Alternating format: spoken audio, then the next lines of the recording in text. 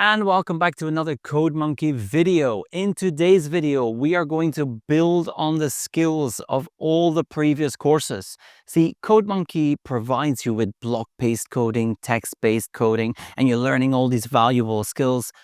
But you also get a fun sandbox where you get to create your own games, and that's what we're looking at today. Now, before we start, I want to say thank you to CodeMonkey for sponsoring this video, giving me access to the full platform so I can show you each and every course and everything they have on offer on their websites. So let's jump onto the computer. Now here you can see I have my courses overview. Now we've looked at many of these courses. You'll find all of the links in the description below. The most recent ones we've looked at were Platformer, Frogger, and Sprite Animation. Well, now it's time to create our very own games from scratch. So here at the bottom, you have the Game Builder. Now, Game Builder is an environment where you are provided with code, provided with text or block-based code, as well as sprites and backgrounds, and your creativity can be let loose. So let's have a look. We're going to go in. And what you have to do first is choose, are you going to use block-based coding or will you stick to text-based coding? If you choose block-based coding, you can choose any of these examples. If you choose text-based coding, those exact same 6 examples are there. Let's go with PackTiger in block-based coding. This is going to preload this game, preload the animations, the sprites, as well as the code. So here you can see we have our sprites on the right-hand side. Each already has that code preloaded. We've got the update position here. This is to wrap around the area. So you can see here when I press play, if I go up, it simply wraps around. That's how that is done. We have our change of direction. So here you can see set the rotation to 270 degrees, 0, 90, or 180 degrees. That is to move around in Pac-Man fashion. And then on run, you're going to set a speed, the size of your tiger, and then forever loop that step. This is great to get started. You're giving your students a fully completed project and they could start playing around with it. Perfect within that prim framework where they predict the outcome and then they start tweaking it themselves. This is the block-based version of this game. Now let's go back and let's open up the exact same one, but in text coding. So you can see that this is indeed both available. Here you can see we have our text-based coding. It has setting the scale, on collide with a tiger, destroy the banana. Let's have a look at the code for the tiger. Again, these are the directions. Which direction is it facing? Updating the position, wrapping around that scene, and then finally looping forever and constantly updating the position to double check if it needs to be looped around. Very, very similar. And again, great with students if they have been exposed to both block-based and text-based coding to show them both projects. Show them what it looks like in block, show them what it looks like in text so they can compare the two and then they can start recognizing those patterns. Now, once you've tweaked this, if you'd like to share your own game, you can do that. So let's say that I've made some significant changes to this, and now I want to share it. Well, here I have this share button, and there's 2 ways that you can share this. The first is within your class. So here you can see I can share it with my classroom and my teacher. This is great when you're creating projects, capstone projects, at the end of a unit, at the end of a session, or maybe even at the end of a term.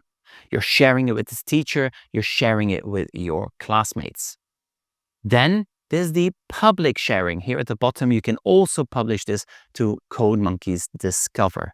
That is sharing it with the rest of the world. So maybe you as a teacher have created some exemplar projects. You've got some projects that are really worth showing to other schools, other students, other teachers. Well, this is where you would then go ahead and publish those. So let's have a look at the Discover and see what they have to offer. Here on the left-hand side, you will see under My Creations, I have a Discover button. When I click on that, I enter the games that were created by others. Fellow coders have created these CodeMonkey Game Builder games. Now you can see there's quite a few here, most popular, most recent, and at the top there are some picks. I like these a lot because these have been picked by the CodeMonkey team. Now let's have a look at this one here. This is a first to reach the star game. Now when we click on it, the first thing we'll see is that it was made in text coding. It has 329 likes and 19,000 views or plays. When we press play, you can see our game starts working. The arrow controls the basketball and WASD controls the football. And it is a race to the top to see who will get the ball first or who will get the star first. Apologies, I am trying to do this with both hands at the same time. Let's see who is going to get that star first. The soccer ball, the football one. We can always reset. If you want to see how this was made, no problem, you can remix this. And when you remix it, what you're doing is you're pulling it into your own library, and then you can start tweaking it. You can see the code, you can change it. So here you can see I can change this code, I can change the sprites, I can change everything about this game. Then once I've done that, I can share it again, I can share it with others. This is, however, saved here at the bottom as remixed. So that means that you can see all the other remixes made by other people. How have they taken this idea and how have they changed it? A great way of showing your students what is possible with all the skills they've learned in those previous courses, whether that be block-based coding or text-based coding. Another way that you can use this game builder course or area within CodeMonkey is have them build a project, but start very early on. And as they learn new skills, they can always go back into their project. Maybe the last 5 or 10 minutes of your lesson, you give them access and they can work to it. They can work on that project, apply those new skills. If you've done the game design course, you've learned about arrows and changing the direction left, right, no problem. Now go and apply it in your game. Then you're learning about destroying sprites and removing them when touched.